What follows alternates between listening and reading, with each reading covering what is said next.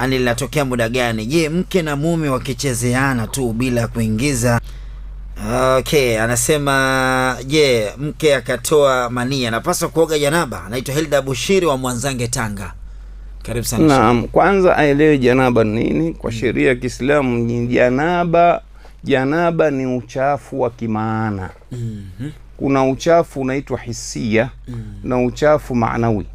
Uchafu wa hisi, kwa mfano mkojo, tunashuhudia hapa, kinyesi, unaona ni najisi hizo. Lakini janaba ni uchafu unaotokana na kitendo cha ndoa anafanya mwanamke na mwanamume. Lakini wakati gani ambapo anahesabiwa mtu ana janaba, anatakiwa aende kaushe nguo, akaushe mwili wake kwa ibada hii ya janaba. Ni pale dhakari ya mwanamume itakapoingia katika utupu wa mwanamke, sawaan amemwaga huyu mwanamume au mwanamke.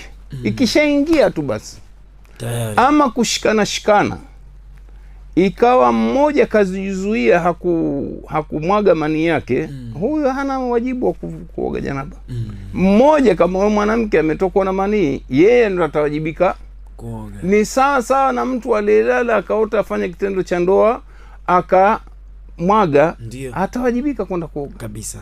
Ndio atakuja maswali, je, kama kiota mchana kajimwagia saumu yake itakuwaje? Sasa tunajibu kwamba saumu yake bado ipo, ni sahihi, ende akaoge tu basi.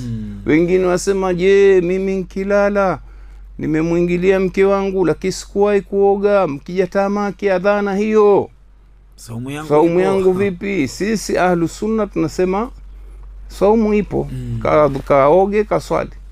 Wengine madhehebu mengine au makhawariji wanasema hana saumu siku hiyo. Subhanallah. Dini yetu nyepesi. Naam.